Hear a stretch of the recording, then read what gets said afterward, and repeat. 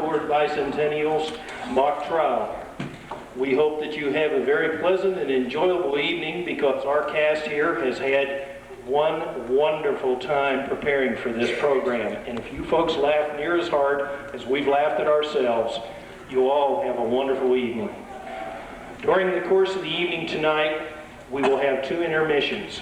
The first one will be after the prosecution has finished its case and before the defense presents his, and then again when the jury goes into deliberations. During the second intermission, we will have a short break for you folks to come up, and we will announce it. We will have refreshments. They're in the back of the room. There's some coffee and other drinks and cookies. I've been asked to remind all of you that we have on display in the back of the room various commemorative items for the BiCentennial. We also have a sign-up sheet for those of you wishing to participate in some of the activities for the BiCentennial. There is also a display back here by the Juniata County Historical Society. And for any of you that would like to buy any of the items, the folks back there will be more than happy to help you.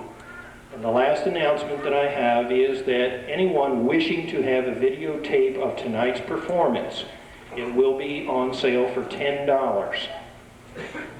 At this point, I would like to give you a little background on the program that will take place tonight. This fictional trial is taking place in 1910. The characters involved here are going to present this trial of Mr. Tom Harry Heffelfinger. He is alleged to have robbed Mr. John Andrews on the night of October 32nd, 1910.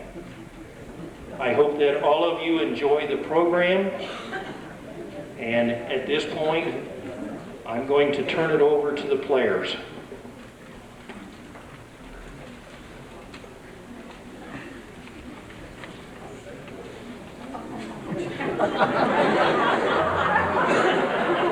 All right.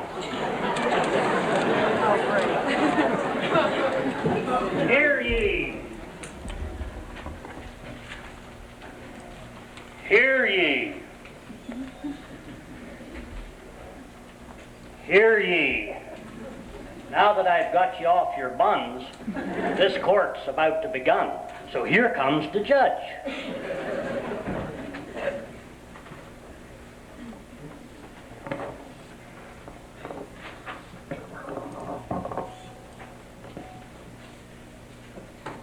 You may be seated.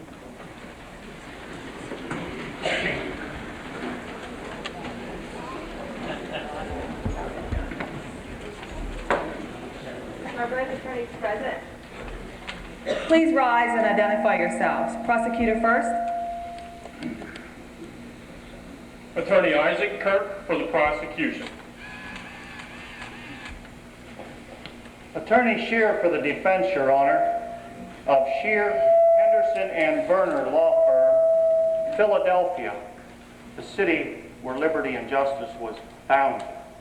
Now, we waive the reading of the complaint, and we plead not guilty to the absurd charges contained therein. Thank you.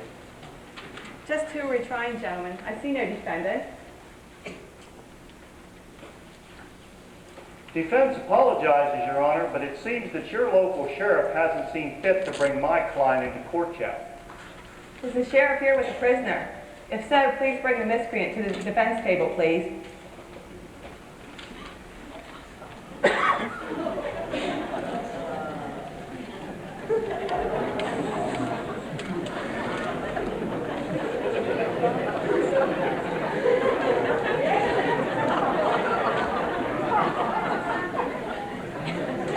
Will the defendant please be seated? What's the problem, Mr. Heffelfinger? Sheriff, get back here. Untie him. Your Honor, I always handcuff him in the rear. The man is accused of thievery, not mass murder. Untie him. Yes, Your Honor.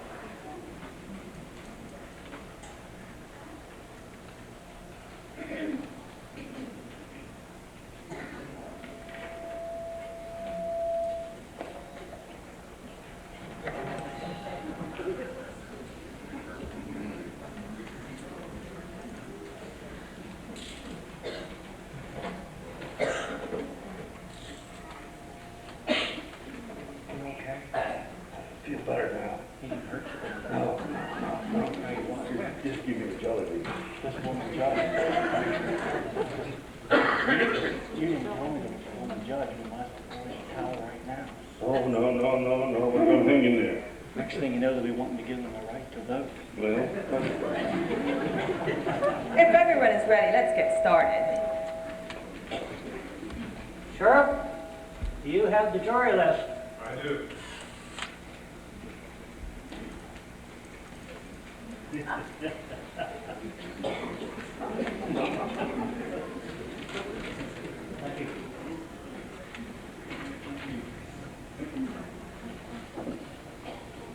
When I call your name, will you please rise?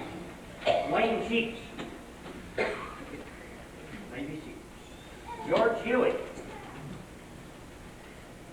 Pat Hertzler. Chuck Vaughn. Ivan May Love. Dave Lake. Don Dillaball. Dennis Love. Dick Lawler. Thank you. You may be seated. that's good. No. Too many women. Mr. Prosecutor, call your first witness, please. Prosecution calls as its first witness Mr. R.B. Allen.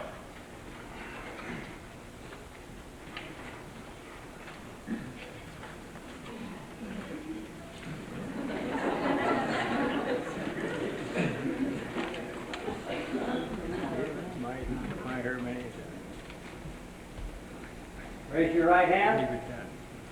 You solemnly swear or affirm, tell the truth, the whole truth, and nothing but the truth, so help you God? Good mighty sir, I certainly will. You may be seated. Mr. Allen, have you no respect for this court? Please remove your hat. Yes, Your Honor. Thank you. Now then, Mr. Allen, would you please tell us about your last trip on October the 32nd last?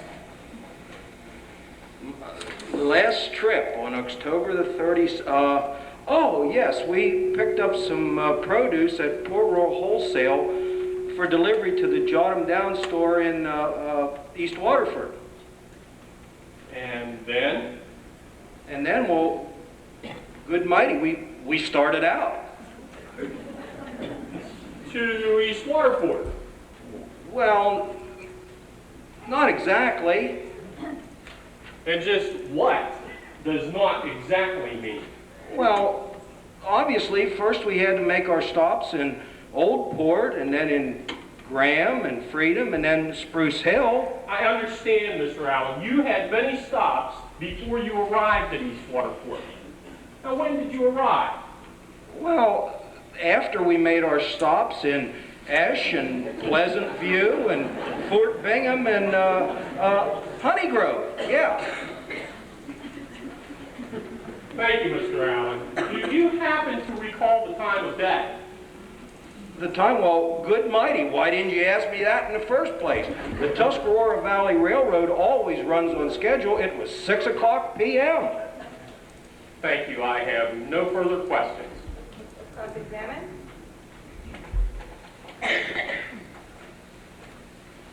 Mr. Allen, if I understand this right, you drive the train, is that correct? No, sir, I don't drive the train. I'm an engineer. I operate the train. I see. Now, Mr. Allen, you already stated that the Tuscarora Valley Railroad arrived at 6 o'clock. Does the train always run on schedule? Yes, sir, the Tuscarora Valley Railroad always runs on schedule. I see. Now, as engineer of the train, Mr. Allen, do you pay attention to what is loaded on the train? No, sir. As I said, I'm an engineer. All I have to do is worry about operating the train. I don't watch what they put on it. So then, the question I'm going to ask you, you probably won't know, but I'm going to ask you anyhow. All these goods that are loaded at the Port Royal Station for Esch and Freedom and Spruce Hill and Fort Bingham, are these all piled on the car in one big mess, or are they kind of kept separate? Well, good mighty, anybody would know that they're kept separate for the various stops we make. I see. So on the night in question, then you don't know if it was for sure all separate or all together. You think it was separate, but you can't say for sure since you were up front. Yes, sir, I operate the train. Okay. Thank you, Mr. Allen. Will be all. You may step down. Thank you, Your Honor.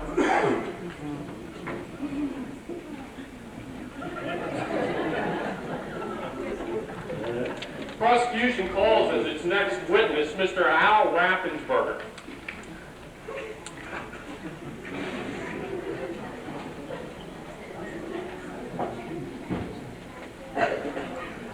Raise your right hand. Do you solemnly swear or affirm to tell the truth, the whole truth, and nothing but the truth, so help you God? Yes, sir. You may be seated.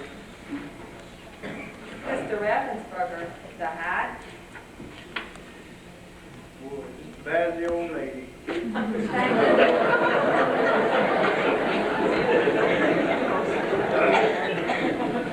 Would you state your name and occupation, please? My name is Al Raffensperger, and I'm the station master here in East Waterford. Mr. Raffensperger, did you have a delivery at your station on October the 32nd? Sure. Who was that delivery for? John down store. And how do you know that? Well, I helped load it on John Andrews' wagon. He hauls things, you know. Yes. Now, Mr. Raffensperger, can you tell me the time of day? Oh, it's about... No.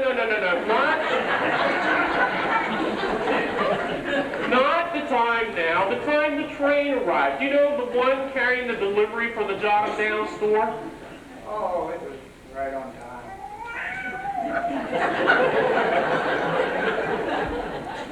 And just what time is right on time? Oh, around 6 o'clock. Thank you, sir. I have no further questions. Cross-examine. Mr. Raffensperger, on the day in question, do you remember if there was a delivery made for a Peanuts Joe Muffin? Well, I don't recollect that. Do you recall if there was a delivery made for local huckster called the Fresh Meat Special? Yes, there was. I see. Mr. Raffensperger, do you happen to buy goods from the Fresh Meat Special by any chance? Oh, once in a while I have to. The old lady, she blows her top. The only meat we have in the house is venison.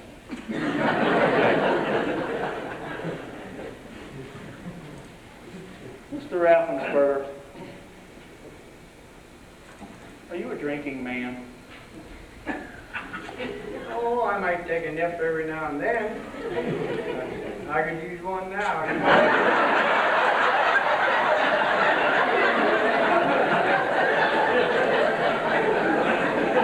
Good now. Mr. Raffensperger, you're a man of my heart.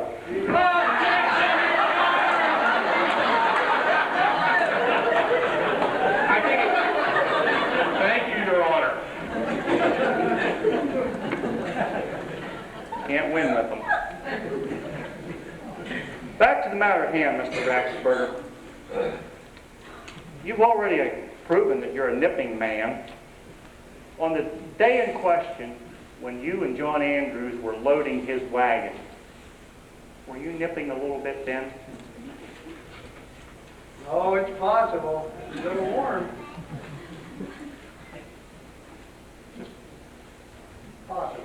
Possible, but you're not sure. Warm. Yeah. Not quite sure. I see. No further questions. The witness may step down.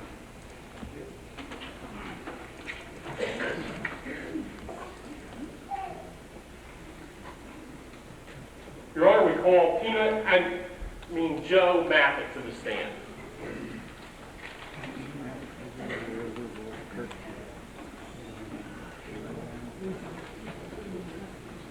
Raise your right hand. The other hand, please. Do you solemnly swear or affirm to tell the truth, the whole truth, and nothing but the truth, so help you God? So help me God. Be seated. If you wouldn't mind, please. Thank you. Thank you. Good working hat, too. Would you state your name and occupation, please? My name's Joe Maffett, and I have a hut sucker root just like Tom Harry there. Yes, sir. I see. Now, Mr. Maffett, were you at the East Waterford train station on October the 32nd? Yep. And can you tell us why you were there? Yep.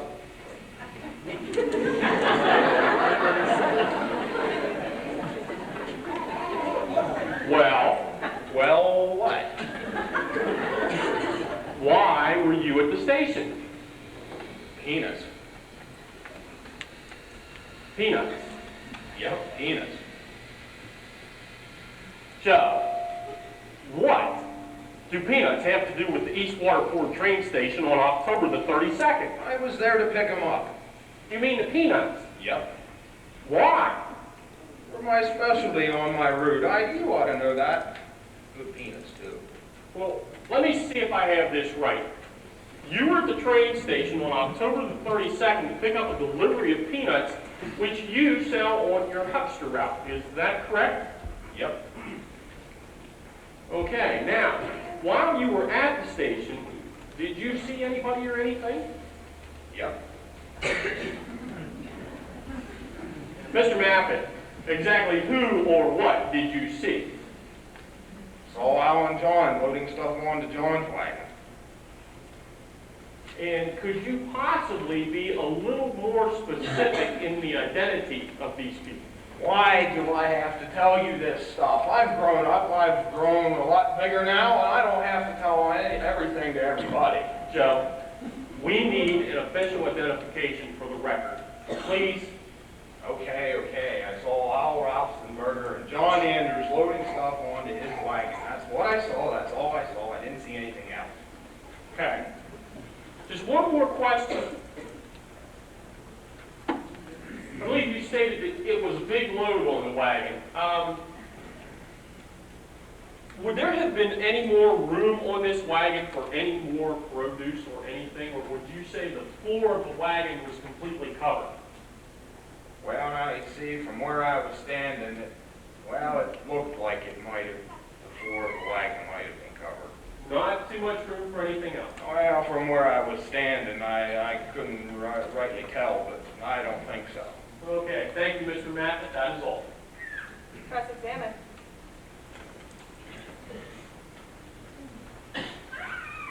Mr. Moffett, Maffett. Mr. Maffett, are you the same Joe Maffett who used to be 3 feet tall and used to use this stool shown as courtroom exhibit A to get in and out of your huckster wagon? Better believe I was. How do you explain your present size then? Oh, I took some growing pills. Growing pills. Growing pills, that's right. They've worked quite well, haven't they? Oh, excellent. I'm excellent. Mr. Maffett, where did you get these growing pills? I got them from Doc Quigg right there. Yes, sir. He gave them to me. Big pills, but they really make you grow. What kind of pills were these? Objection, Your Honor. I fail to see where this line of questioning is leading. Overruled. It has been established.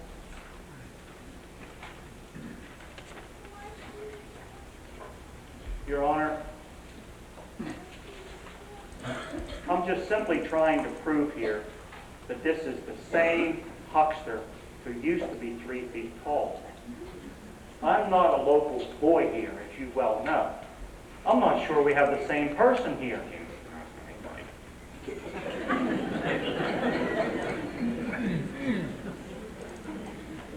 No further questions, Mr. Moffett. You may step down.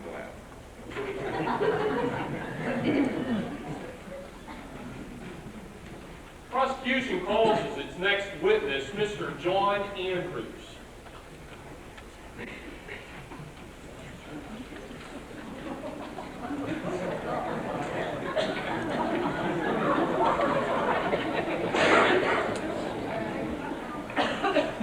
Mr. Andrews, you are a witness. You sit up here in the witness chair. No, stand up. You told me to sit down. Not until you're sworn in, okay? Now, will you raise your right hand? Do you solemnly swear or affirm to tell the truth, the whole truth, and nothing but the truth, so help you God? I guess so. Please be seated.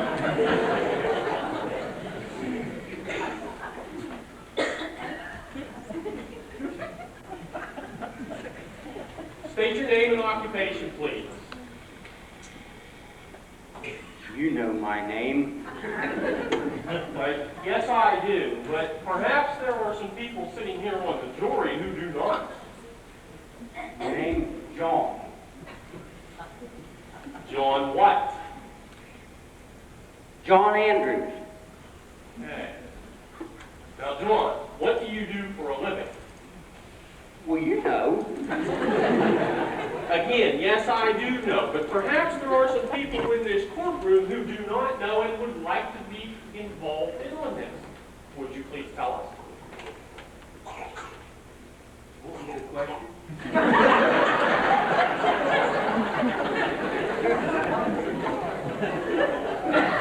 What do you do for a living? Well, I haul stuff. How? How? Yeah, do you carry things on your back? No. Nellie helps me.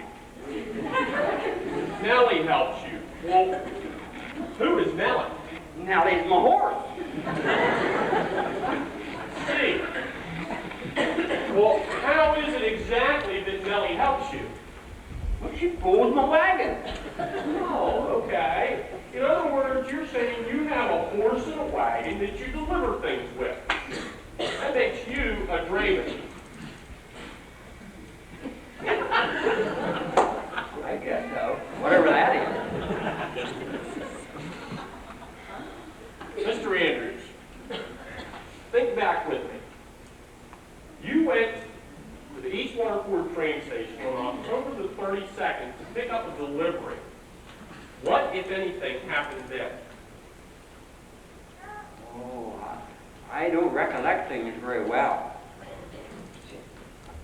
Try, John.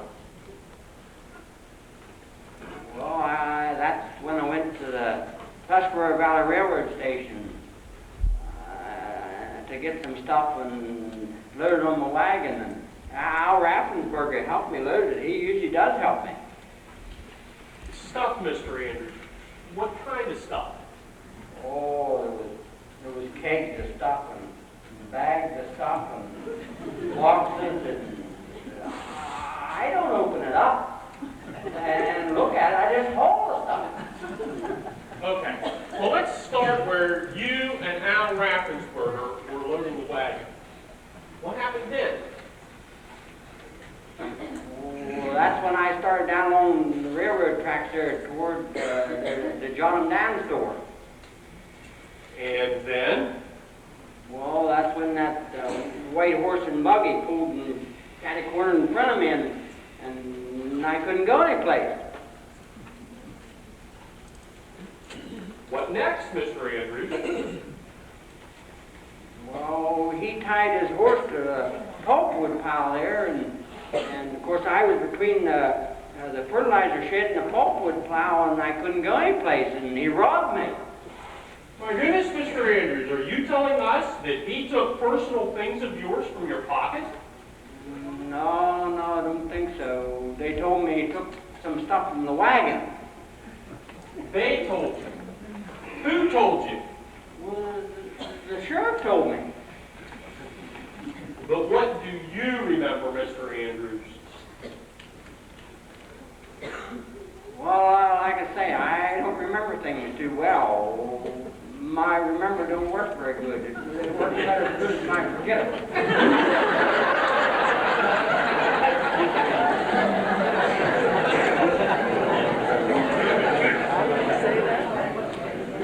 Well, Mr. Andrews, that being the case, could you possibly identify that man? Would you know him if you saw him again? Is he by chance sitting in this courtroom? Yeah, that's him right over there. Let the record show that Mr. Andrews has identified the defendant, Mr. Paul Harry Heffelfinger. I have no more questions, Your Honor.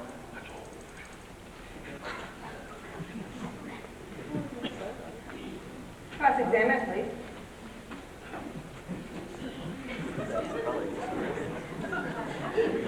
Mr. Andrews, on the day in question, while you and Mr. Raffensperger were at the station, do you remember if Peanuts Joe Moffett was there loading his wagons too? Yeah, Peanuts was there, I believe, yeah.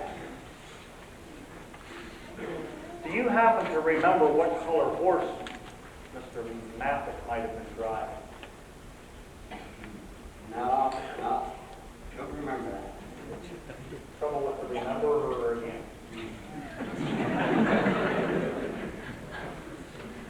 You know Joe was there.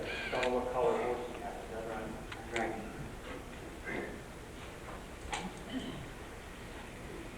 That's right. Mr. Andrews, I want you to look right here at the tip of my nose. Are you a drinking man? Yeah, I take a nip once in a while. Especially if somebody gives it to me.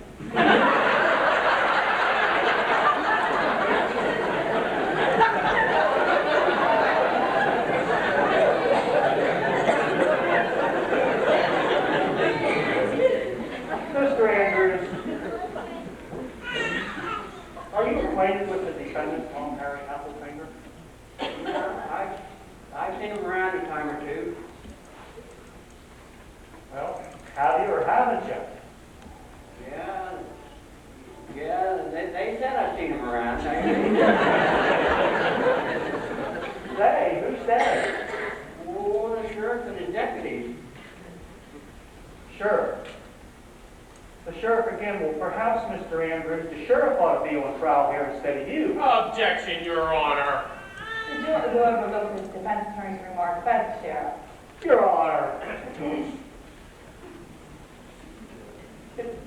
It's apparent to me that when you turned in your kitchen apron in exchange for the judicial robe, that it affected your better judgment. Not that your gender has too many of those qualities anyhow.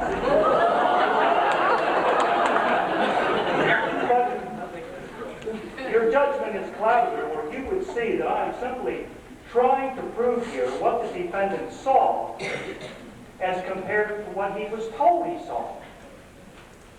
Are you quite finished? Yes. I would like to let you know that women have advised, persuaded, and dictated ever since the first woman gave to the first man from the tree of knowledge, and accepted the responsibility of that first disobedience with him. She has led man into the ways of wisdom and pleasantness, but also into the ways of trouble throughout the history of this world.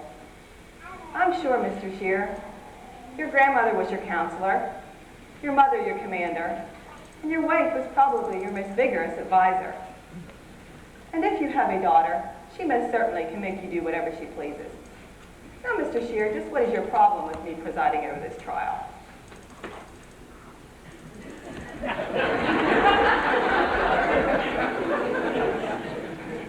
Should I take up the offering now? No further questions, Mr. Andrews. The witness is excused.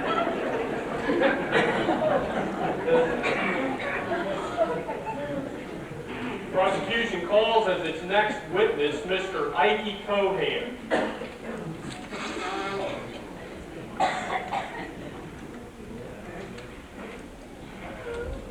Raise your right hand. Do you solemnly swear or affirm that truth, the whole truth, and nothing but the truth, so help you God? I do. You may be seated. Would you state your name and occupation, please? My name is Ike Cohen. I'm the proprietor of John Diamond Store. Okay. Now, Mr. Cohan, would you tell us what happened late in the day on October the 32nd? I was waiting for an order of merchandise to arrive on the 6 o'clock train. Heard it pulled in the tire, looked up the clock. Sure enough, 6 o'clock, right on the nose. That TV railroad is a fine means of transportation to this valley. I don't know what we do without it. So I thought, John would be along about 6:30 with an order. Did he show up then? Nope.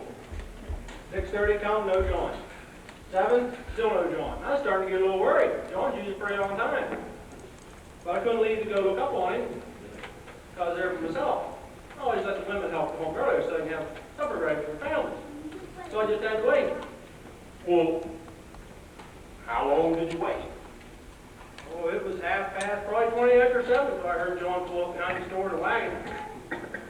I went out back and I could tell right away something was wrong.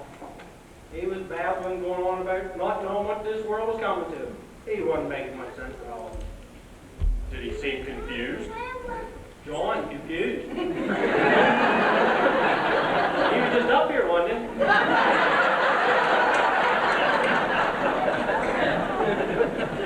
John wasn't any more confused than usual. You know John, he's one brick shy low. Well, what else did you see to convince you that maybe something was wrong? Oh yeah, he was pale, peaked looking, like he might be sick. Oh, and his hands was shaking so bad, he had trouble tied up on Nellie the hitching post. Then I noticed the back of the wagon, it wasn't as full as it should have been. I had a pretty big order that day. Well, when did you find out that you had been robbed? Well, first we got John into the back room there and set him on the chair. Give him a little milk, you know, just to calm him down. So I started looking over the wagon there, and I could tell there was stuff missing, so I turned around and asked John, where's the rest of the order? John went and nodded off, fell asleep. So I well let him rest. It was probably half an hour. He started coming around, started talking to himself again. Couldn't understand what he was saying at all. But I did understand one word he was saying, robbed. Robbed. He said that several times. I went over to him and shook him. I said, John, who robbed you? Who robbed you? He never did answer me. He just sit there and rock back and forth in that chair. Robbed, robbed. Then what? Well, it was full dark by then, and I couldn't find the bill from the wholesale place. So we just went home, figured we'd sort things out in the morning.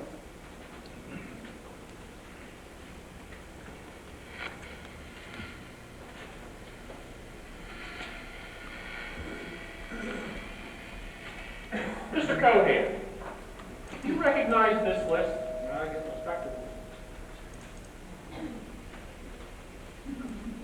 That's my handwriting.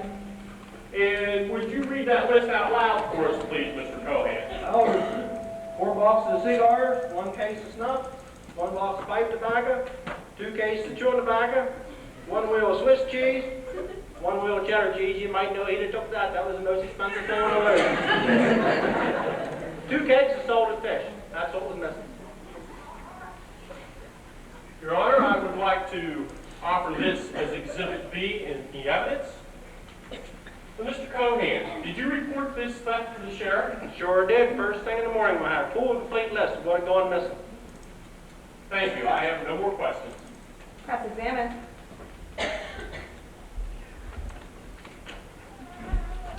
Mr. Coham, I'm a little concerned here about all this produce that's mass loaded at Port Royal, just kind of drove on one of the old TV railroad cars. Engineer Allen really couldn't get anything out of him. He was having enough trouble staying up front, let alone see what was going on behind. Is it possible that the produce that was missing from your store could have been unloaded somewhere else coming up the valley, or could it not have ever been loaded in the first place? There's our time or two that one item might be missing out of the order. Not a whole list like that. Okay. In light of everything that's been going on here, is it possible that this robbery was all in John's mind? No, John gets a little confused once in a while, but no, John was wrong. I was wrong too, you know, because my merchandise is on the back of that wagon. I want to know what Tom Harry is going to pay me for what he stole. I sure hope it's before we get him to the end of that rope.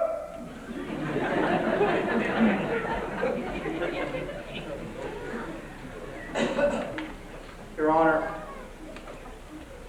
my client has not been proven guilty yet. And I would ask you to remind the witness that he is still on the witness stand, therefore not to form conclusions on his own. Please just answer the questions as directed, please. No, he did, you know, Mr. Cohan, you said about unloading the wagon that night. Do you remember what the weather was like that night? Yeah, it was getting tired of getting dark back in toward the west. Looked like it was going to kick up a thunderstorm. Cloudy. Yeah, that's what it does whenever it starts to rain.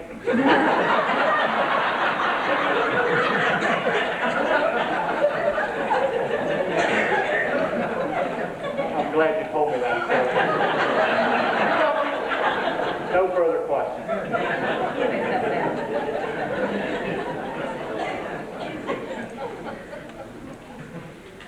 The prosecution calls as its next witness Miss Grace Pennebaker.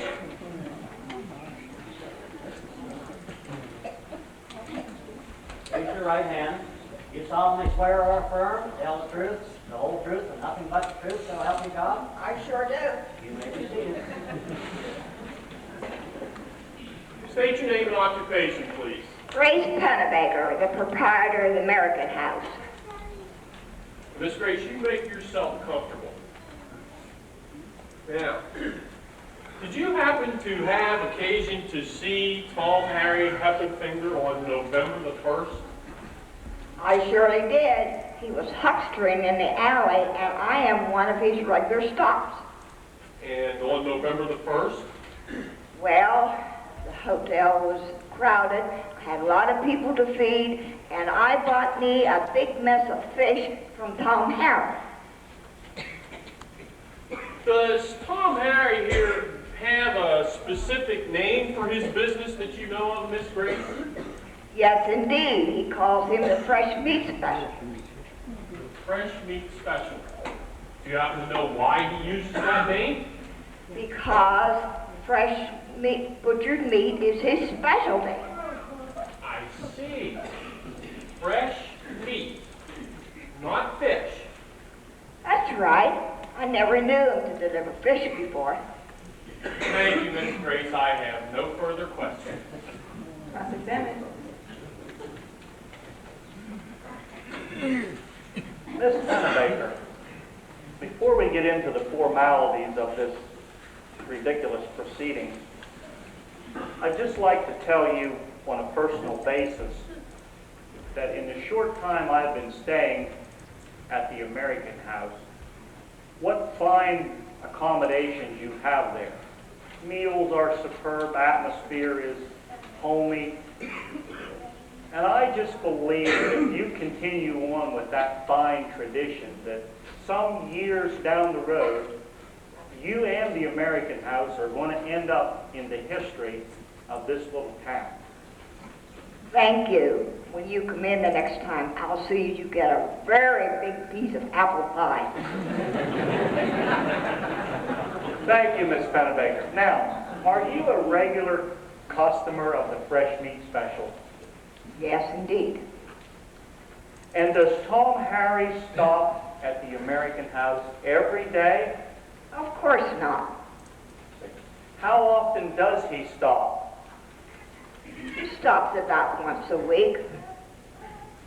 Same day every week? Yes, about the same day and about the same time, around noon. Around noon of the same day each week. Right. Now, you said in earlier testimony that you had never bought fish or known Tom Harry to sell fish before. Is that still correct? That's right. Now, considering the fact that he only stops at your establishment one day a week, is it possible that he could sell fish on the other days that he doesn't stop? Possible. I guess so.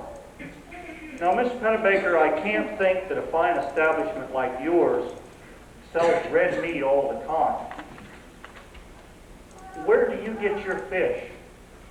I get it at the Jot 'em Down store. Thank you, Miss Pennebaker. That will be all. You may step down.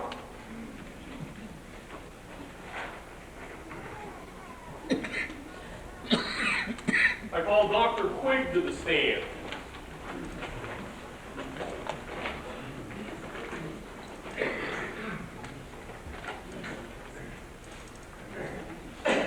Raise your right hand. You solemnly swear or affirm to tell the truth, the whole truth, and nothing but the truth, so help you God? You may be seated.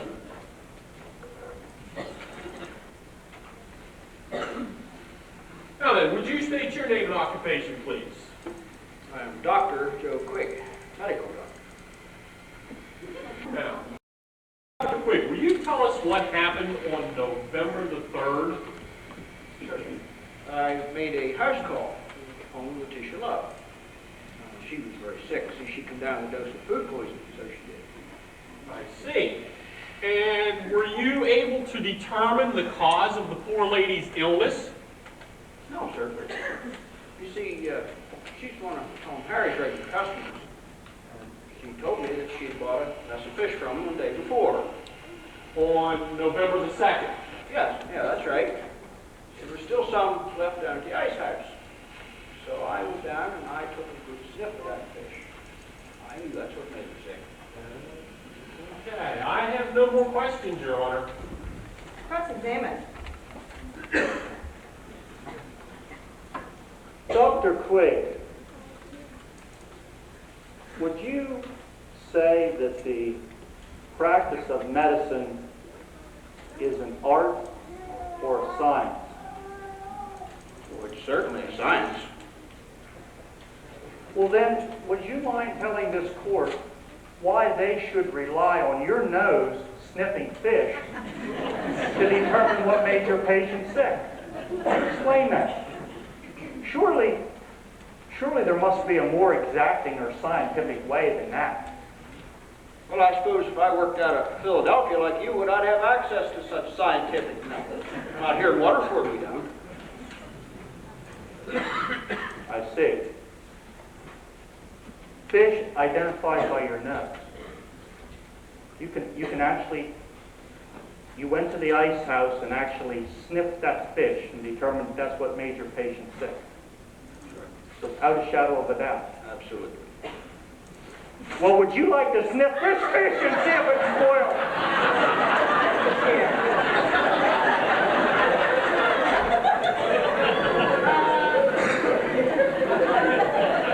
Would you give us your scientific opinion on that?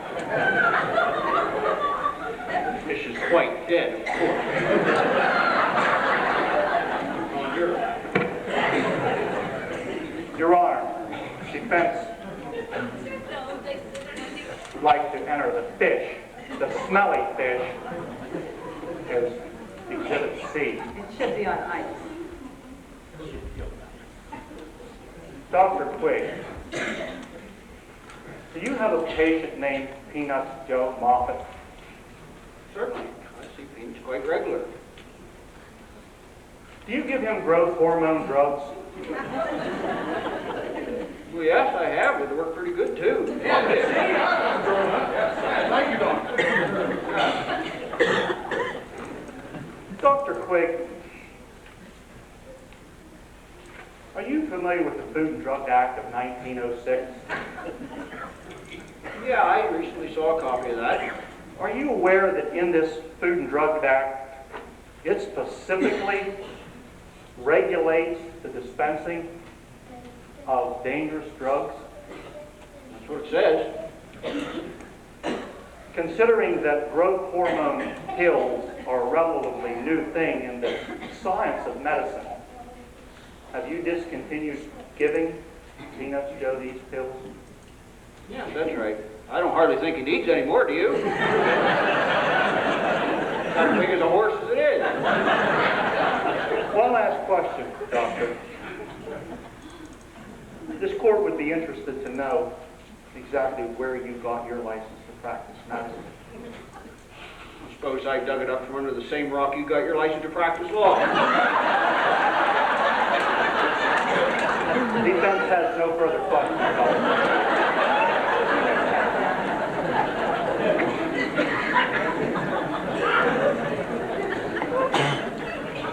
Prosecution calls to the stand Undertaker Milligan.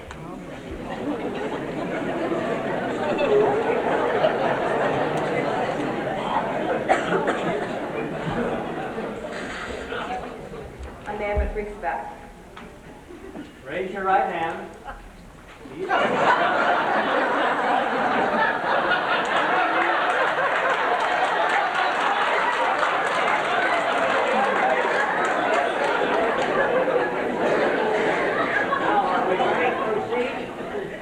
Solemnly swear and affirm to tell the truth, the whole truth, nothing but the truth, so help you God? Be seated.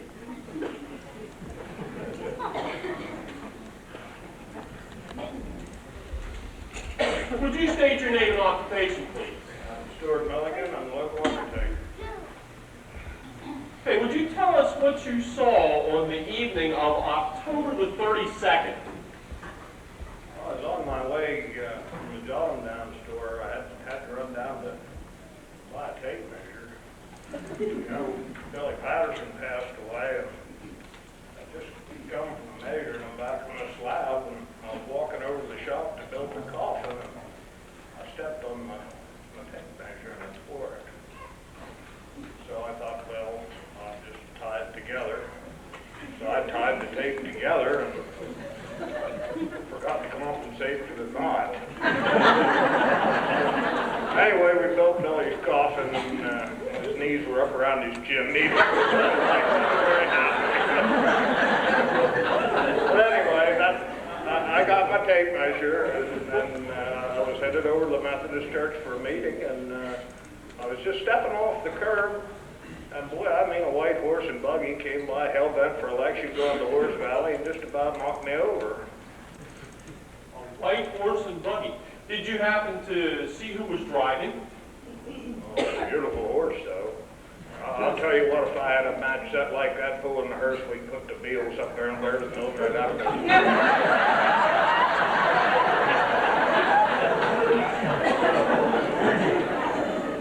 I see. Well, can you tell us the time of the day that all this took place? Definitely. We had a meeting at the Methodist Church. It was at 7 o'clock. Had to have been a few minutes before. I'm always prompt. I don't know why, but where you know that Reverend Landis hush 7:30 till she got there. Always late.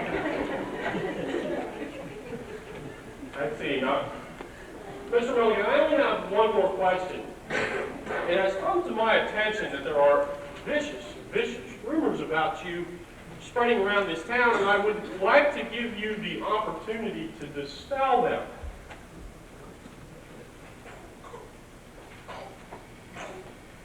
Have you ever gone to the wrong cemetery?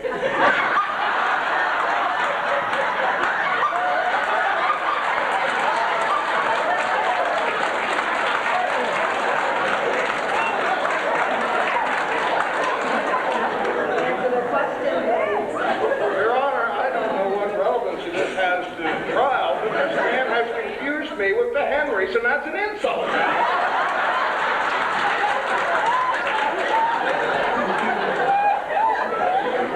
As I said, I just wanted to give you the opportunity. The air is clear.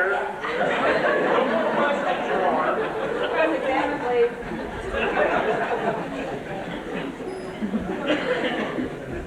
Mr. Milligan, I just have a couple small questions for you. Do you buy from the fresh meat special? No, sir, I buy everything from the John down. The little lady's related to Ike, and we try to support Ike as best we can. I see.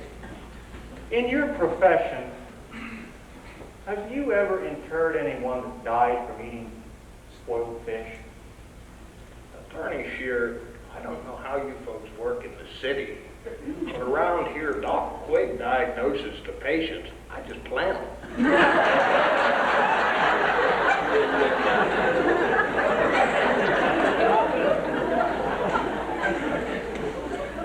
sometimes in the right place and sometimes in the wrong place.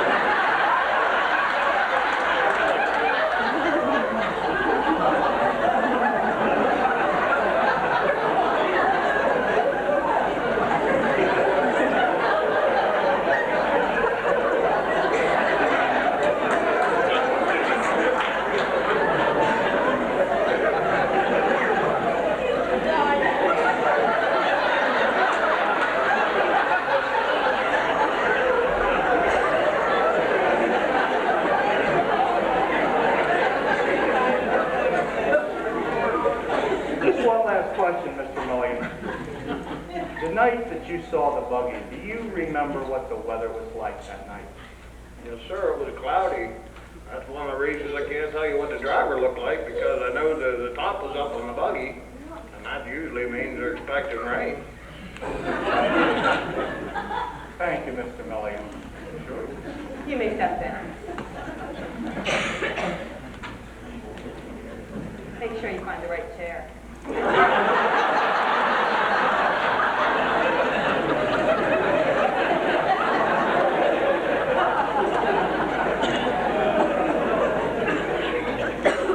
Prosecution calls to the witness stand Mr. Frank Nepkin.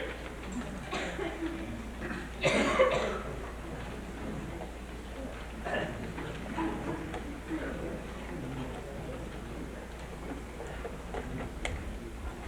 your right hand. Do you solemnly swear or affirm, tell the truth, the whole truth, nothing but the truth, so help you God? Nice hat. Now, Mr. Nepkin, I suppose I first ought to allow you to state your name and occupation. Frank Nepkin, forester. And where were you at 6 p.m. on October the 32nd? I went to the train station to pick up a engineer from the Department of Forest and Water. I see. And while you were waiting, did you see anything? Sure, I saw Al Raffensperger and John Andrews loading a shipment on John's wagon. Anything else? No, my party arrived and we headed out to the coal house. The coal house. Yes, that's the Forest Rangers headquarters. We wanted to get the man settled in for a good night's rest. The next morning we were going to the top of the mountain to survey a spot for a new fire tower. We all needed our rest for that climb. I see. I have no more questions, Your Honor. Cross-examine. Mr. Nepkin, when you picked up your party at the railway station, did you go directly to the coal house? No, we stopped at the mountain house for a sandwich and a dip.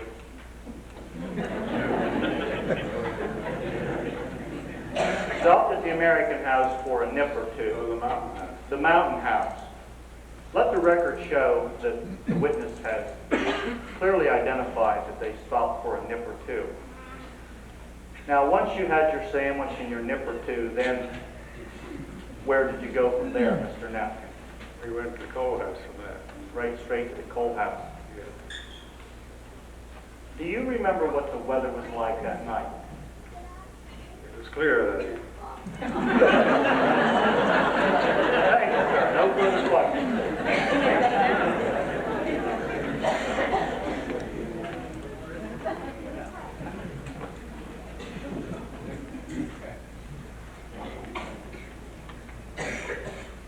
Would Mr. Zachariah Ziakowski please take the stand?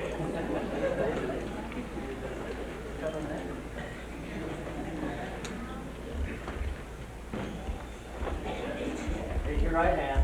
Do you solemnly swear or affirm, tell the truth, the whole truth, nothing but the truth, so help you God? Yes, sir. You may be seated.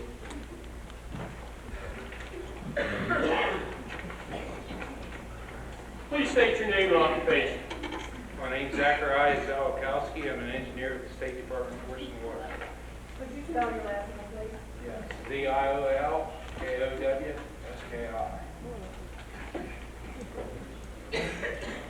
Will you tell us please, what you saw after you and Frank Nefkin reached the coal house. Well, we were getting my stuff settled in my suitcase and my surveying equipment and some other odds and ends. Up from the Horse Valley Road came this white horse and a buggy. And then they headed on over the hill towards the Germantown. White horse and a buggy again. Did you happen to get a look at the driver? No, it was quite a ways to the road, so I wasn't able to identify. I see. I have no more questions, Your Honor. Cross-examine. Mr. Zachariah Zawalakowski. What a fine American name. Can I just call you Mr. ZZ for short? You are an engineer with the Pennsylvania Department of Forest and Waters, is that correct? Correct. Mr. ZZ, could you identify this species of fish? I'm not just sure what that is. Looks like a rainbow trout to me. Okay. Let the record show that the engineer identified a South American parrotfish as a rainbow trout.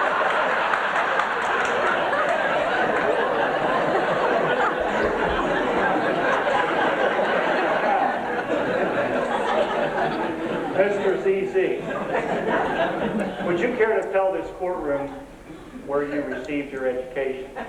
Yale University. I see. Now, on the night in question, you and Mr. Nefkin met at the Tuscarora Valley Railroad Station in East Waterford, is that correct? Yes. And where did you go from there? Well, he knew of a local eatery place where we could stop and get a sandwich and a drink. I see, a sandwich and a drink. More than one drink? Possibly two. Or more? No, I believe it was two. Okay. So you had your sandwich and your drink. From there you were going up to the coal house to spend the night, right? Yes. And the next day you were going to find a location for a fire tower, is that right? Yes. How does one go about finding a location for a fire tower? Well, you need a good spot where you can survey the valleys. And I've been on several occasions where we've done this 6 or 8 places over the state, so I've earned the nickname Eagle Eye for finding an appropriate spot. Old Eagle Eye. We have Dr. Quigg with the smelly nose.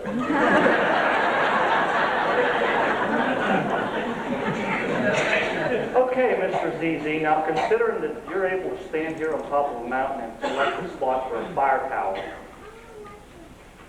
and you testified that you saw the white horse and buggy going up the Horse Valley Road, but yet you were not able to see who was driving that horse and buggy, is that correct? No, it was quite a ways off, so. I see. Do you remember what the weather was like that night, sir? Oh, it was clear. Very clear. Oh, yes. Feet per mile. Yes. Okay. No further questions. You may step down.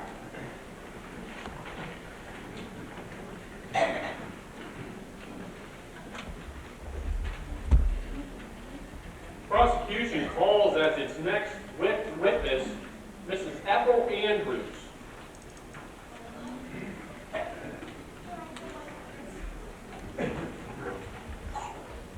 Please stand. Raise your right hand. You solemnly swear or affirm to tell the truth, the whole truth, and nothing but the truth, so help me God? Yes, I do. You may be seated now. Please state your name and occupation. I'm Ethel Andrews, and I run a new Germantown general store. I see. Now, Mrs. Andrews, we have been hearing an awful lot about a white horse and a buggy. Do you have anything you could maybe add to that? Yes, I do. On the morning of November 1st, around 7:30 in the morning, a man driving a white horse and buggy stole from my store. Did he buy something? No, he was selling. He offered me a deal on, I think it's some soda fish and Will cheese. But to tell you the truth, I didn't like the way the fish smelled. I see. And do you happen to see that man sitting in this room? Yes, I do. That is the man right there. Let the record show that the witness has identified Mr. Tom Harry Heffelfinger as the man with the smelly fish. I have no more questions, Your Honor. Cross-examine.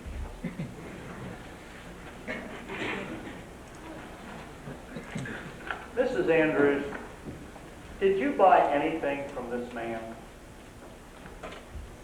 What's it any of your business?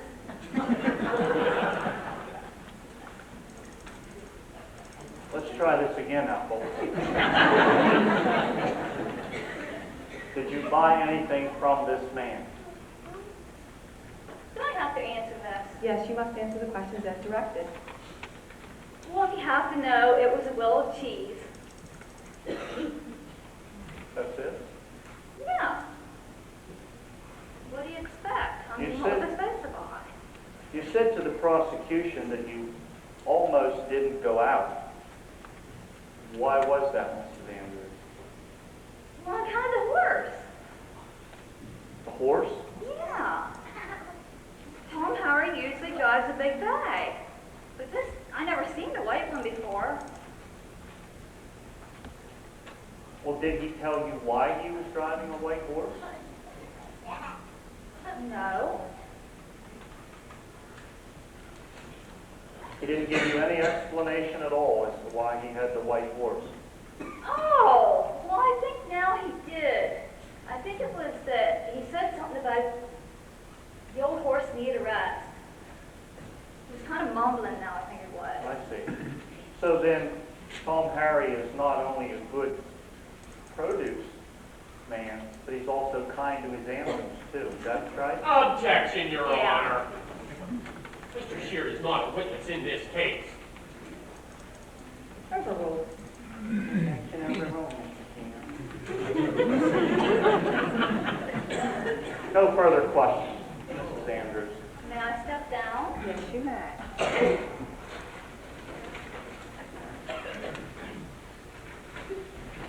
Your Honor, the prosecution rests. Very well, we'll have a short recess before the defense begins.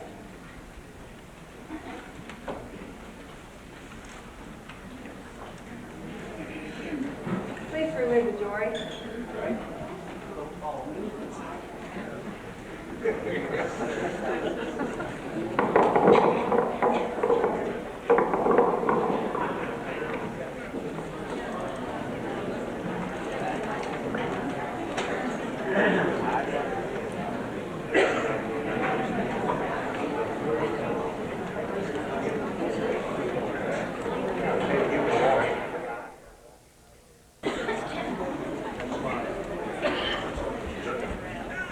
Mr. Shear, call your first witness.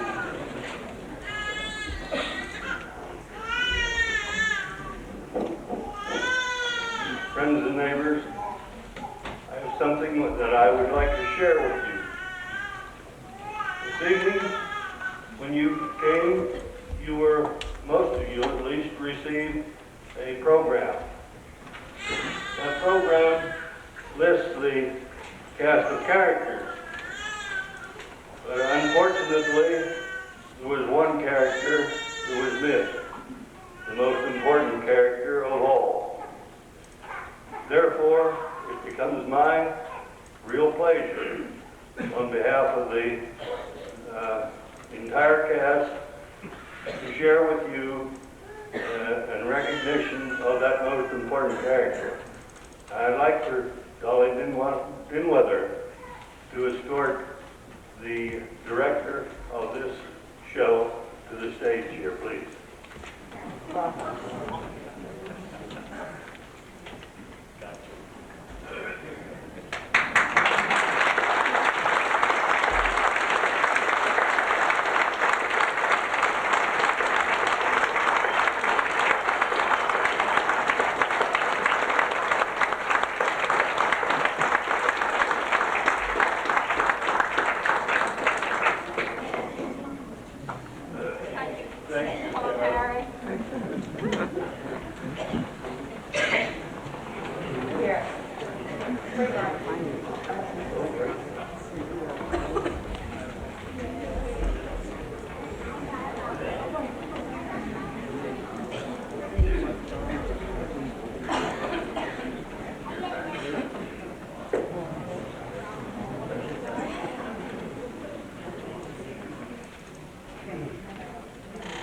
Scheer, call your first witness.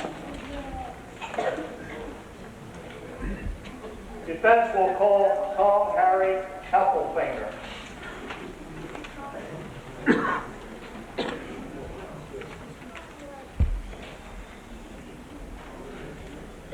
Raise your right hand. I said your right hand, please. Do you solemnly swear or affirm to tell the truth, the whole truth, nothing but the truth, so help you God? Now, hold on just a minute here now. Now, I'll tell you. What did you say? You would swear or affirm? No, just stop there. No swearing, no sir. See, I'm a church-going man, and I don't believe in swearing. Not no. Affirm. Well, I don't know about affirming, but I believe you're telling the truth, all right. Well, then please sit down.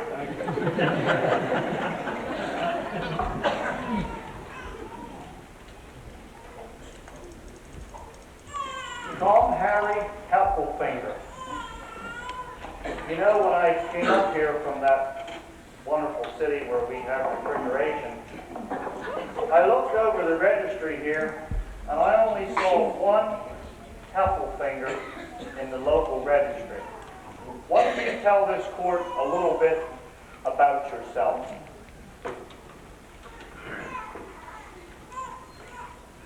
No, what do you mean? My name is that what you're wondering about my business or what? Why don't you tell the court a little bit about how you got your name? We'll get to the business here a little bit later. Well, I'll tell you, I was chartered to be Harry Heffelfinger, but then when I hatched out, I come out head first there. It come out with big long ears. And they come out. You see, at that time, my papa, he had a mule.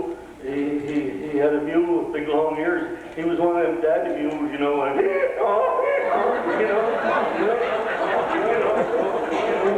well, he had big long ears, and them there clowns that was there with me when I come out, they just tied that there Tom. They named me Tom after that mule. And that's been on my. I hope it ain't on my tombstone. That's how you came to the name Tom Harry Heffelfinger, is that right? Yes, sir, that's right. Well, in the short time I've known you, I don't see anything abnormal. What happened to the long ears? Well, they told me. See, I wasn't very big, and I don't know, but they told me they inquired of Doc Quigg what to do about it. And the doc, he said to get some slippery alum, you know, and persimmons, and then cook that with vinegar and cook that and make a syrup, you know. Whenever it gets real syrupy, you know. That's good worm medicine, man.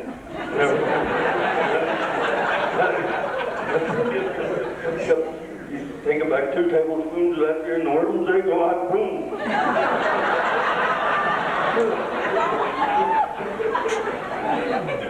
So, then you cook it on down and make a salve. You make a salve out of it, and it's a little like toothpaste, you know, and you put it on. See how it swivels my ears up? They're all dried up, you know. You have to be careful of it. Don't put it on someplace that you don't want swivel.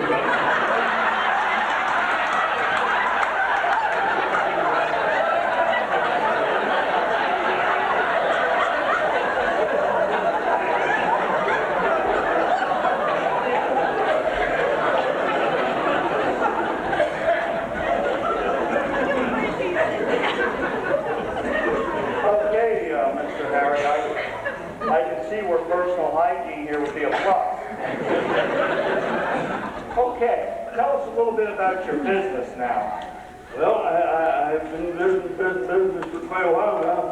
I don't do a lot of advertising, but back here, see right back here, there's the calendar. of the East Waterford Centennial celebration in October. Right there's my picture.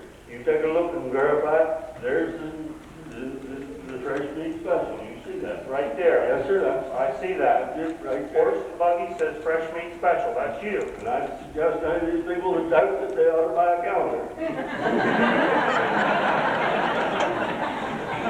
Tom Harry, do you remember where you were and what you were doing on October the 32nd? Well, I'll tell you, I've tried to recollect that there, and the best I can figure out, I was butchering that afternoon, you know, because I know the next day I was to go out on the route, so I had to butcher the day before. I butchered the beef in the afternoon. Yes, sir. And then I had some personal things that I had to take care of that evening, you know. Personal business? Well, yeah, you'd call it personal. Yeah. Yes, sir. Could you go into a little bit more detail? Well, now, Harry, couple finger doesn't kiss and tell, so.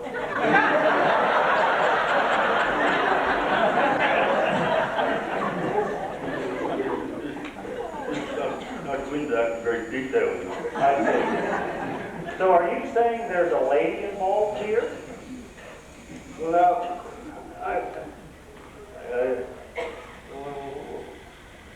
how do I explain that to you? Just try it, Tom Harry, just try it. Okay. Well, yeah, just some time. A little bit. Just some. Mr. Harry, are you married now or have you contemplated marriage in the past?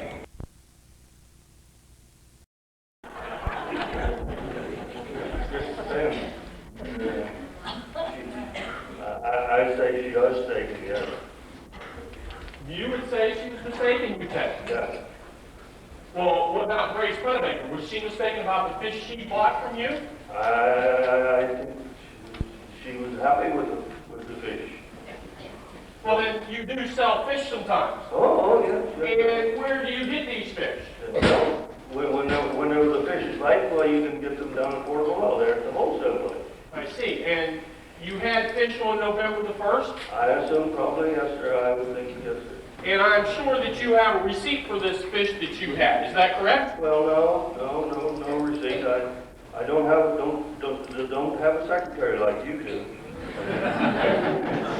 I have to take care of all this stuff with you, but I don't have no receipt, no. No receipt. How convenient. I only have one more question, Tom Harry. You stated earlier that you do not own a white horse. Have you ever owned a white horse? Oh, yeah. Well, why did you ask that? Oh, dear. How come you brought that up? Well, I think it's important. Oh, Snowball died 2 years ago. That's white horse syndrome. Your Honor, I have no further questions. You may step down, Tom Harry. Here's your hat. Thank you.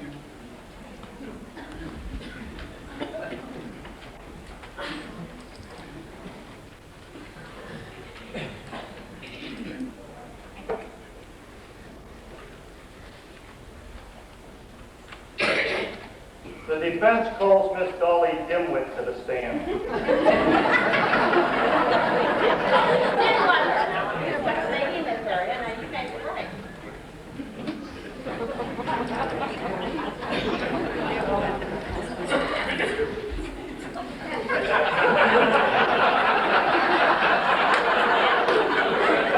solemnly swear or affirm to tell the truth, the whole truth, and nothing but the truth, so help you God? Yes.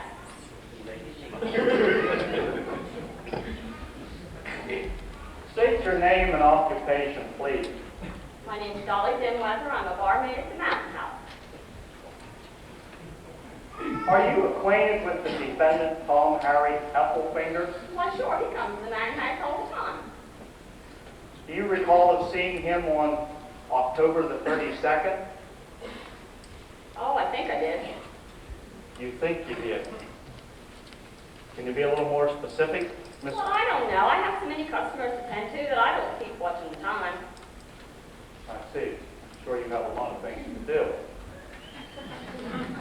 Do you recall what time you may have seen him? It was pretty early. He said he had some things to get ready for tomorrow. I see. I think it was early in the morning, late in the afternoon, late in the evening. It was pretty early in the evening. While you were going about your barmaidly things, do you remember seeing Ranger Nepkin and Mr. Zawalikowski? Oh, yeah, they were there. Remember what they might have done while they were there? Oh, they had something to eat and had a few drinks. A few drinks. Well, maybe more than just a few. Just one more question, Ms. Kimweather. When Ranger Nepkin and Mr. Zawalikowski left, do you really think they were in any shape to tell the color of the horse? Oh, I doubt it. They had trouble finding the door.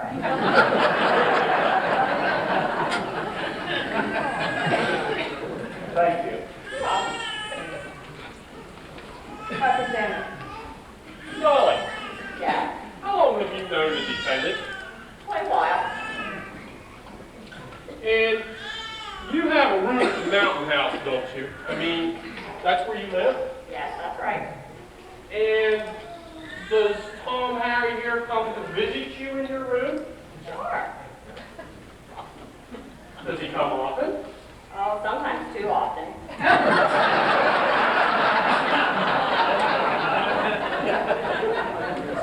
See, was he there on the evening of October the 32nd? Oh, I don't know. The way he stutters around, you never know if he's coming or going. See. Well, Miss Dolly, whenever Tom Harry does come to see you, how long does he stay? Oh, it's hard to tell. If he's in a jerky mood, he doesn't stay very long, but if he's in a smoochy mood, he'll stay all night. I see. Well,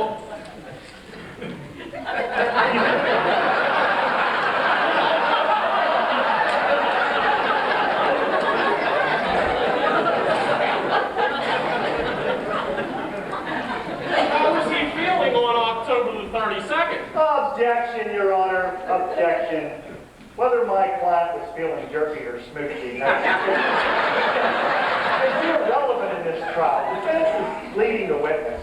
Your Honor, in light of the witness's testimony, that the time spent is dependent upon how he feels, I feel the question is not only justified, but also vitally important. I agree. Objection overruled. Answer the question. Read that again. I'd be glad to. How was Tom Harry feeling on October the 32nd? I don't know. I don't take notes. I didn't know I had to come to court. I see. Dolly, Yeah. what floor is your room on? Well, it's the second floor. You know that. You come to see me. You know what that's.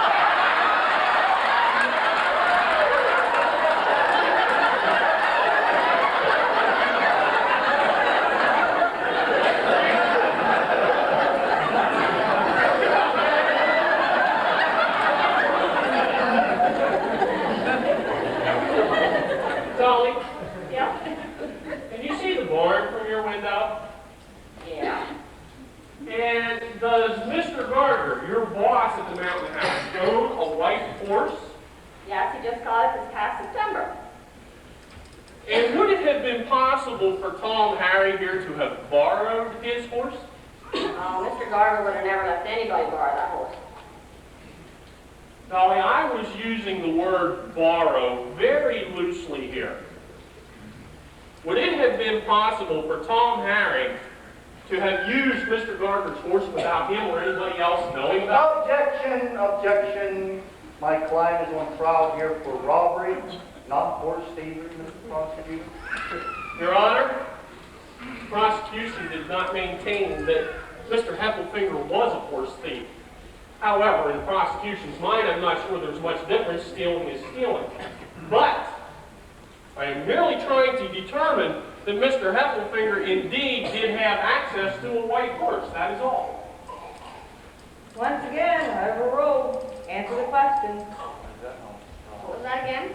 The question was, do you suppose, is it possible that Tom Harry here could have borrowed Mr. Gardner's white horse without him or anybody else knowing about it? Oh, I suppose it's possible. I have no further questions. You may sit down.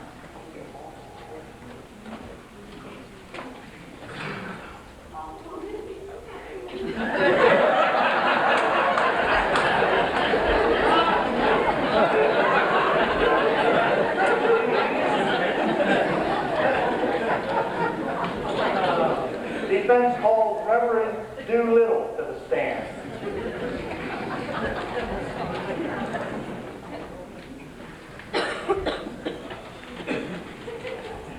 Please stand. Raise your right hand. Do you solemnly swear or affirm to tell the truth, the whole truth, and nothing but the truth, so help you God? Amen.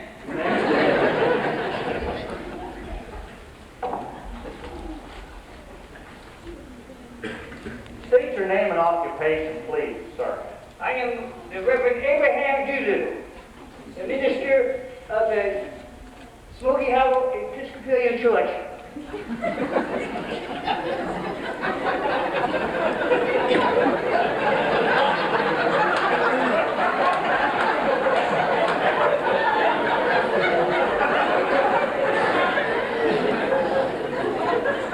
Reverend Doolittle, are you acquainted with the defendant, Tom Harry Heffelfinger?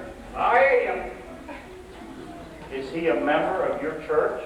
Well, I wouldn't go quite as far to say that he's a member of my church, but he comes down and then. Do you have any other relationship with him? Or sometimes I go and buy some of my fine meats at the fresh meat special. I see. Does Tom Harry contribute to the church? You need money? Among other things, if that's... Well, I learned a long time ago as a person, you don't stick your nose where your nose don't belong, and my nose don't belong in often. But I tell you one thing, when we had those fine church suppers, Tommy's always there, pitching in and doing his best. Go on, Reverend. It sounds like you want to run here.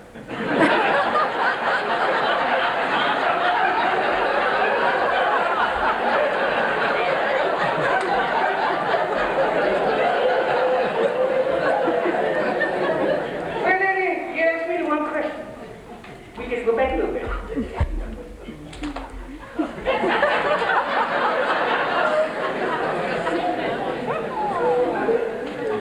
Aside from donating to the church suppers and stuff, does he help the community as a whole? Well, I would say that Tommy is a good and honest man. His meat is fresh, and his skin is honest, and he doesn't like to help the community. I see. So, Reverend Doolittle, in your own words, then, would you say that Tom Harry is a pillar of the community? A pillar of the community, is that what you say? Yes. Would he be a pillar? I would. You would say that. Thank you, Reverend. Cross-examine. I have just one or two little questions for this witness. Reverend Doolittle. Aye.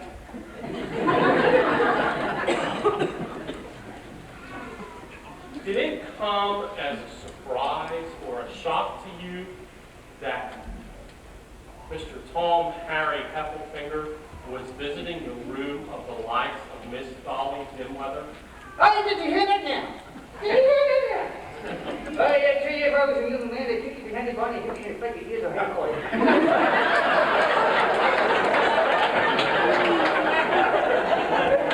Nothing ever surprised me so much.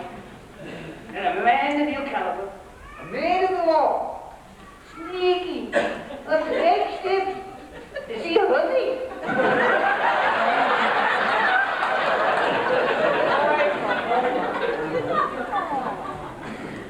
Well, Reverend Doolittle, while I regret that that little bit of information did come out, I am not the one who is on trial here. It is Tom Harry.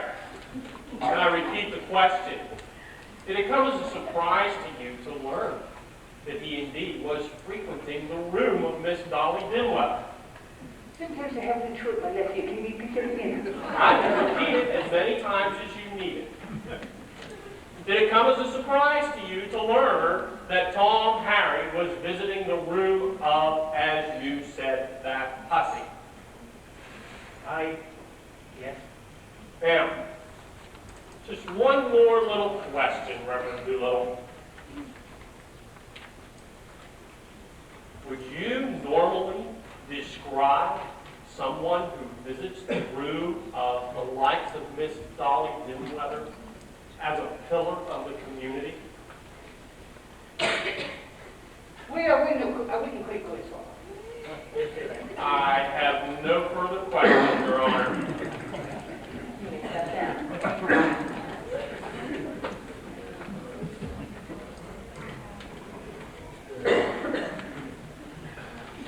Defense calls Mr. Tom Rohrbaugh to the stand.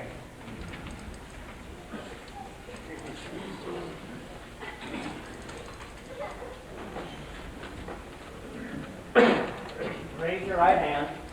Do you solemnly swear or affirm to tell the truth, the whole truth, and nothing but the truth? So help you God? I will try my best. You may be seated. Mr. Rohrbaugh, are you acquainted with the defendant, Tom Harry? Oh, yes, I'm very acquainted with him. He's a very good customer of mine, you know. Very good customer. Yes, you see, I'm the owner and the manager, might I say, of the Port Royal wholesale produce, you know, down the valley here. We call it down the valley. Really, the water doesn't go down the valley. It's down the valley. That would have been where I got off the Pennsylvania Railroad and made the connection. Yeah. Okay. You're saying Tom Harry is a good customer. Does that mean that he pays his bills on time in a timely manner?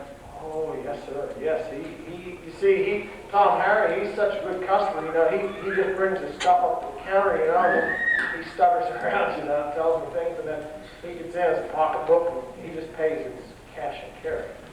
That's kind of nice, you know. I see. Does Tom Harry buy from you on a regular basis? Well, yeah, he buys things fairly regular. I see. Now, among the things that Tom Harry buys are fish and cheese, sometimes a part of his regular order. Well, I wouldn't go as far as say like every week or something, but often enough. Yeah, I'd sell some to him. So in your mind then, Mr. Rohrbaugh, would it have been impossible for Tom Harry to have had fish and cheese on his route that he may have bought from you at some time? Well, it's possible. I'm not sure, but it's possible. Thank you, Mr. Rohrbaugh. You're welcome. President? I have a few questions for you, Mr. Warbaugh. Yes, sir. Do your records show that Tom Harry here bought fish and cheese from you just prior to November the 1st? It's possible. Possible. Do your records show that he did? Well, attorney, as I had just done explaining, you know, Tom Harry here, he's a real good customer of mine, you know, so he brings the stuff up to the counter and then he pays by cash, and so well, I don't have no record. You have no records. No, I haven't got any records, you see. I mean, well, Tom, does little bits and pieces of paper get in your road? Did you say that? Yeah, see, we don't have secretaries. How convenient. So, in other words, you're saying it is possible that Tom Harry bought fish and cheese from you just prior to November the 1st, but you don't really know what he did or not now, do you, Mr. Rohrbaugh? Isn't that correct? We don't have secretary. Well, yes, Yes, what? It could be possible, but I don't have any records. And you really don't know? Well, it's possible. It would be possible that he maybe did. But you really don't know, do you? Attorney Kirk, my hearing aids turned up. I heard you. It's possible, but I really just don't know. Now, if you take them hairs away from the, your hair's fluffed out pretty nice. But you really don't know for sure because, as you so eloquently stated, you have no records. Is that correct? Yes, sir. I have no records. And consequently, you do not know for sure. I do not know for sure. Am I getting this right? Are we like? Thank you, Your Honor. I have no further questions. Thank you, Attorney Kirk. You may step down. Thank you.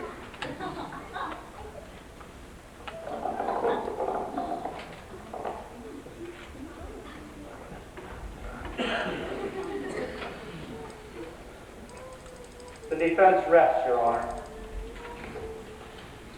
Are you ready to declare the argument, Mr. Sheriff? Yes, we are. Let's hear it.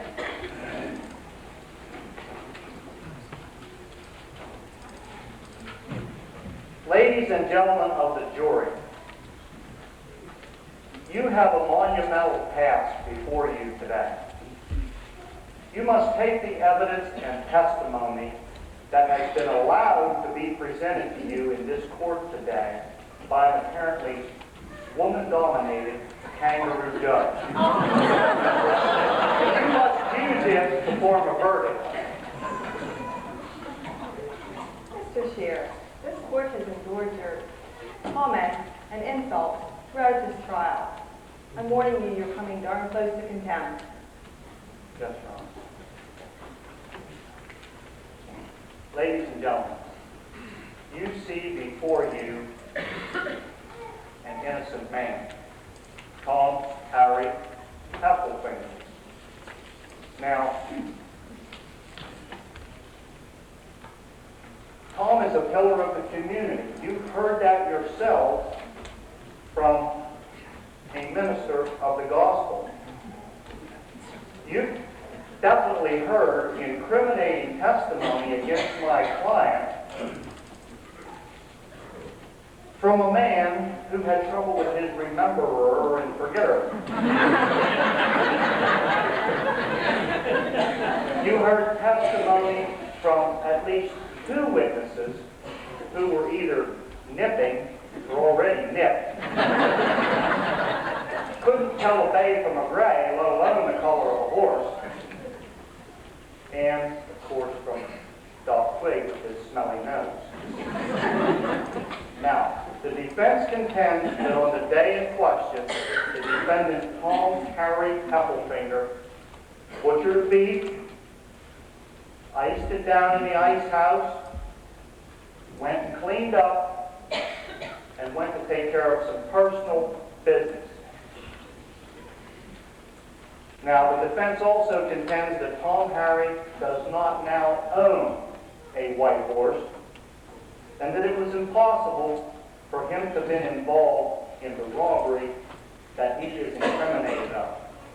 Ladies and gentlemen of the jury, you have no choice but to find my client innocent. Thank you. Thank you. The prosecution ready? Yes, Your Honor.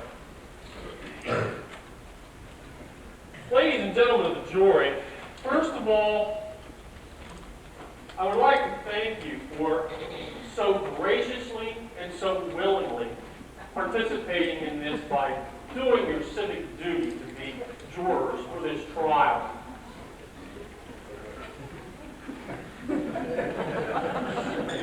Now, if you will look over yonder at the defense table, you will see sitting before you there a guilty man. have had many witnesses come before us today that saw a white horse and a buggy in town, around town, through town, even over the mountain in New Germantown. In fact,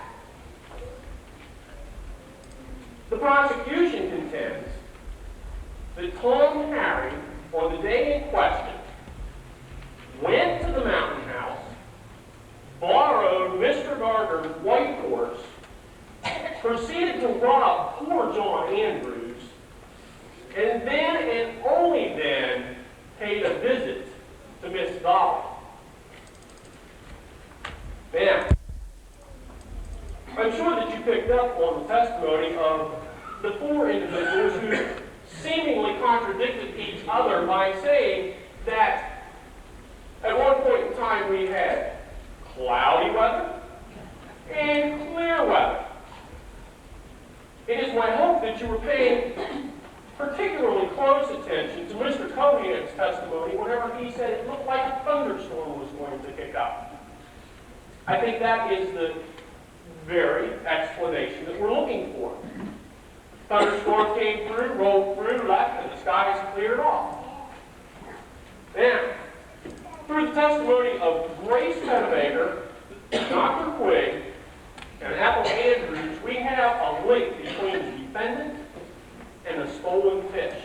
And if you remember correctly, it was even Mrs. Andrews who identified the defendant as the man with the smelly fish.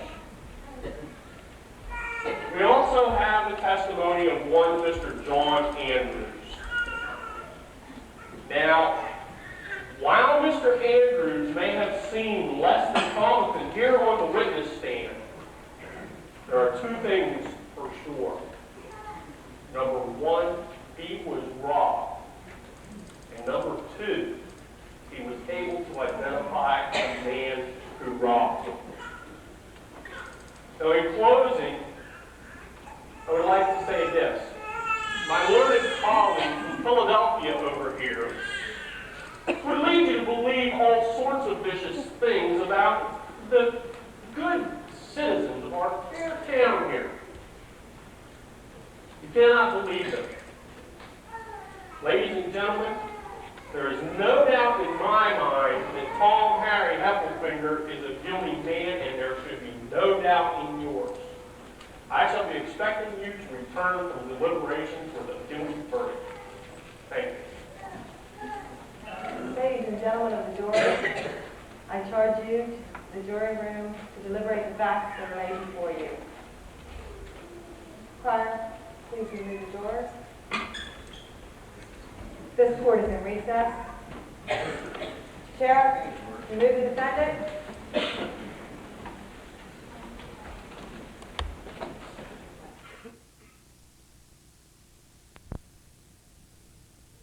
All rise.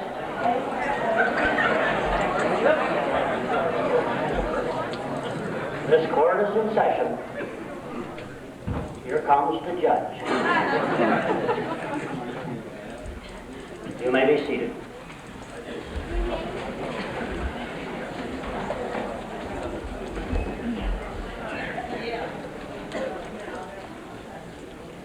Ladies and gentlemen of the jury, have you reached your verdict? Tom Harry, please rise. Not guilty. What say We, the jury, find the defendant, Tom Harry Heffelfinger, guilty as charged. In order to deter such crimes in the future, and to tell the world that we will not tolerate such acts in the village of East Waterford, we sentence him to hang by the neck for 30 seconds, and should he survive after 30 seconds, he will be a free man.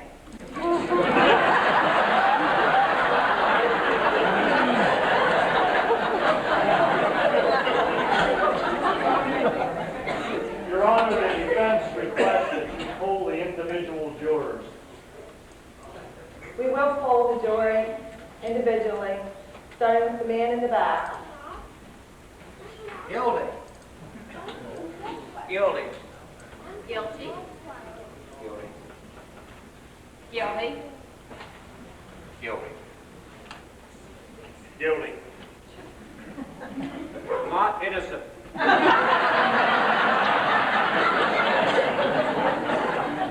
Your Honor, even though I think that the prosecutor's somewhere between a snake oil salesman and a politician, he's guilty. The court appreciates the service of this jury. You are hereby excused. Please remain seated. Your Honor, may I say a couple of words? Yes, you may. Ladies and gentlemen, I think our jury did an excellent job here this evening. I think to all of you, or at least a great majority of you, these jurors did not know that they were going to be on the panel until they came in here and were subpoenaed. So I think they did an excellent job. Just to say, I want to thank you. Thank you.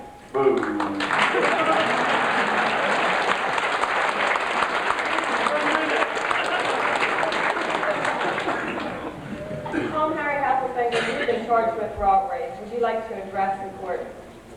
Please. Please come to the stand.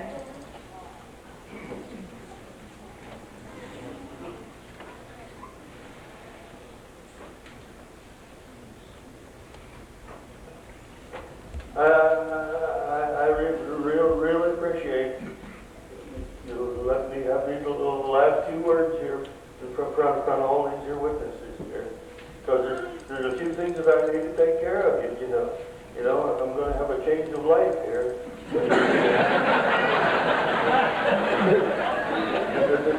There's some things that I need to take care of. Like, for instance, I want to make arrangements for Stuart Hogan to take me up there and plant today after this is over, you know, because if I hang over there, the buzzards and the crows, they'll pick at me for ever so long. Another thing, I'd like to get up there, do a little preacher. I want him to write me up brag me up a little bit and put it in the Port Royal Disturber so that the people know that I didn't get up there dial, you know. Then there's another thing. It's just between you and me. Well, maybe you could slip a deck of cards in my pocket when I'm going so that, you know, so to have something entertainment. There's another thing too. If you could just hang somebody else about the same time so that I'd have somebody to talk to.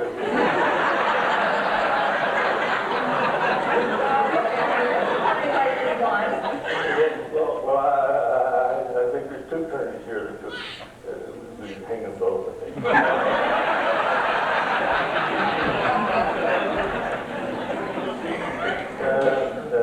That's about it. That's about it. Are you ready to accept your punishment? Just about as ready as I'm going to get. Sheriff, please accompany Mr. Hasselfinger to the gallows.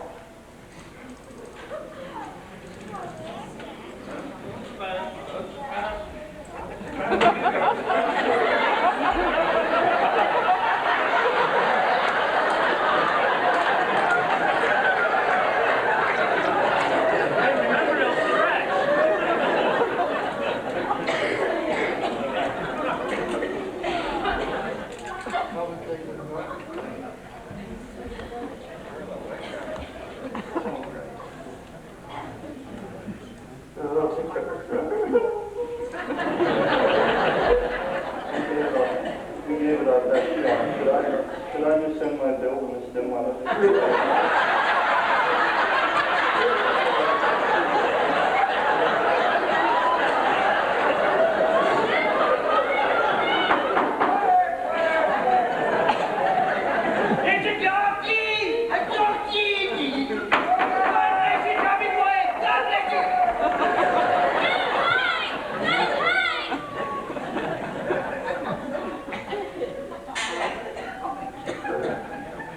Now, Mr. Tom Harry, what would you like on your tombstone? Well, I tried to take care of I kind of overlooked that, didn't I? Oh, I tell you, just put cheese and pepperoni in it.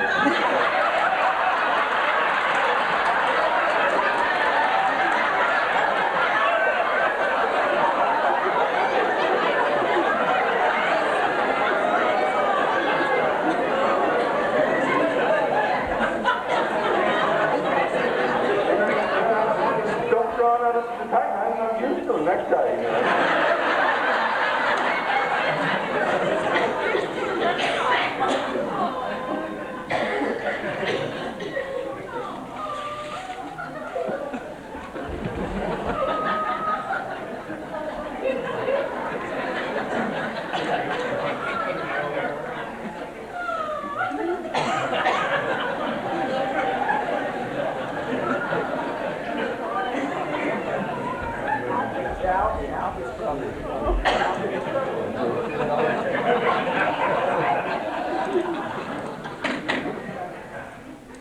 Farewell, Tom Harry.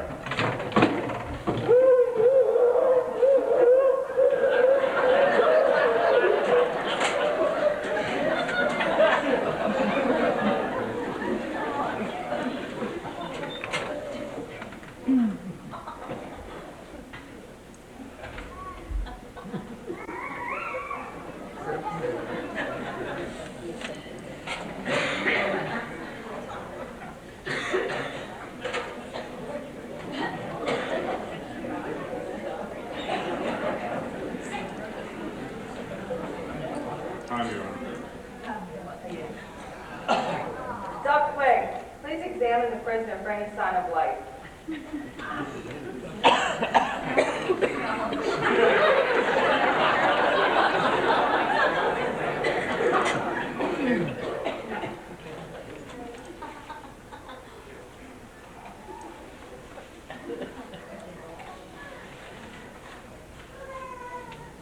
You don't smell this.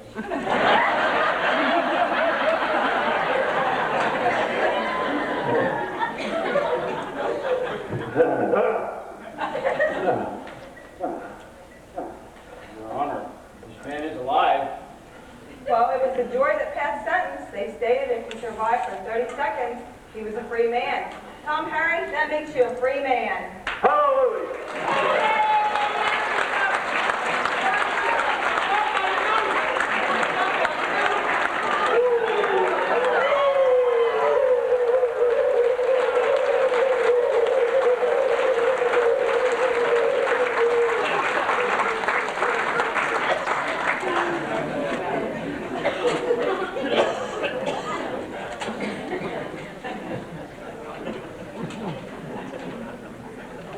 Just one thing with it,